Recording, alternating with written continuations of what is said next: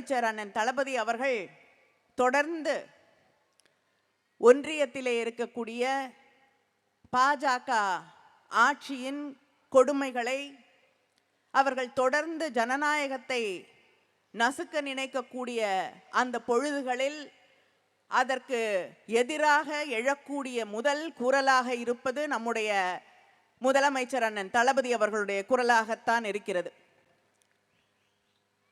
மத்தியிலே இருக்கக்கூடியவர்கள் எந்த சந்தர்ப்பத்தையும் விட்டுவிடாமல்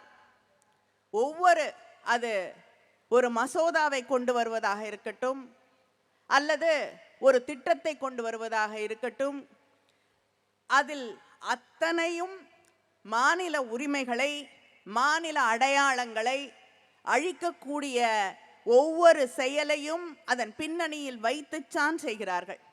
மாநில உரிமைகள், மாநிலத்தின் அடையாளங்கள், நம்முடைய சுயமரியாதை, இவற்றை கேள்வி கேட்கக்கூடிய வகையிலே ஒவ்வொரு நாளும் செயல்பட்டு கொண்டிருக்கக்கூடிய ஆட்சிதான் மத்தியிலே இருக்கக்கூடிய ஒன்றிய பாஜக ஆட்சி என்பதை நாம் புரிந்து கொள்ள வேண்டும்.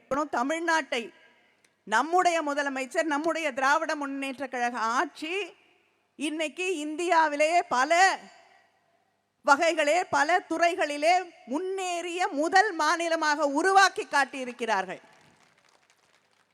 அதுவும் எப்படிப்பட்ட நிலையிலே? ஒன்றிய அரசாங்கம் காசு கொடுக்கிறது இல்லை, எந்த விதத்திலும் நமக்கு உதவிகள் செய்வதில்லை, தொடர்ந்து தடைகளை உருவாக்கி கொண்டிருக்கிறார்கள். இதையெல்லாம் தாண்டி மீறி முதன்மையான மாநிலமாக தமிழ்நாட்டை நாம் உருவாக்கி காட்டியிருக்கிறோம். கட்சி பிஜேபிக்கு கிடைச்சிருக்கக்கூடிய அந்த பணம் 6564 கோடி.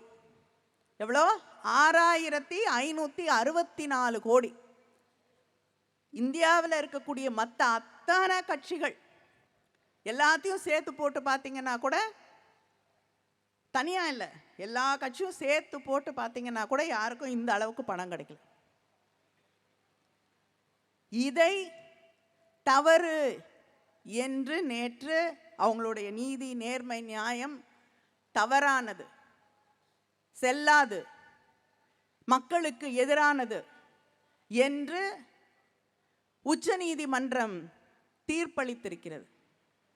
இப்படி தொடர்ந்து மக்களுக்கு எதிராக, ஜனநாயகத்திற்கு எதிராக, பெண்களுக்கு எதிராக இன்று உங்களுக்கு தெரியும், நாடாளுமன்றத்தில் விவசாயிகளுக்கு எதிராக சட்டங்கள் கொண்டு வரப்பட்டது. அதே போல நம்முடைய இஸ்லாமிய சகோதரர் சகோதரிகளுக்கு எதிரான CAA, அது மட்டும் இல்லாமல் தொழிலாளர்களுக்கு எதிராக சட்டங்கள், இப்படி விவசாயிகள், தொழிலாளர்கள், சாதாரண சாமானிய மக்கள், தலித்கள் என்ற அத்தனை மக்களுக்கும் எதிராக செயல்பட்டு கொண்டிருக்கக்கூடிய ஒரு ஆட்சிதான் ஒன்றியத்திலே இருக்கக்கூடிய பிஜேபி ஆட்சி.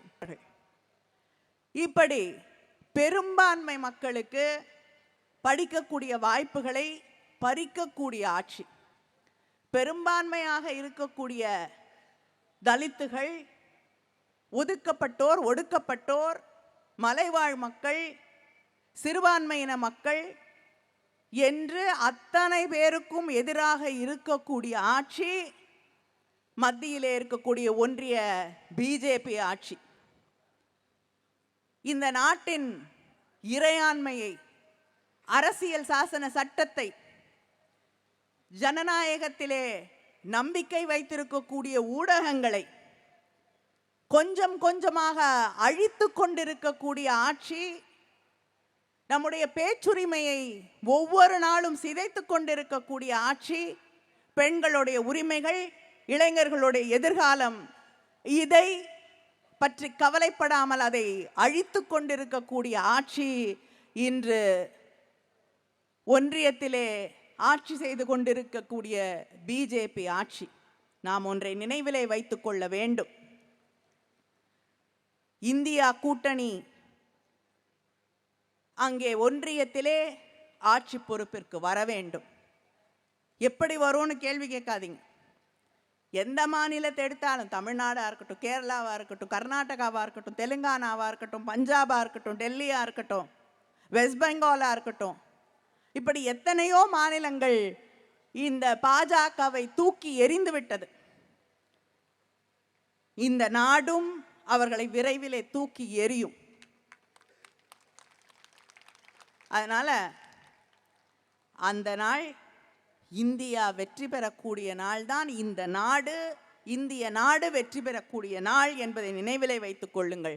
பிஜேபியின் வெற்றி என்பது இந்த நாட்டின் தோல்வி என்பதை நாம் ஒவ்வொருவரும் உணர்ந்து கொள்ள வேண்டும். இந்த குரலை, நம்முடைய முதலமைச்சர் அவர்களின் குரலை தொடர்ந்து எடுத்துச் செல்வோம். பாசிசம் வீழட்டும், இந்தியா வெல்லட்டும். நன்றி, வணக்கம்.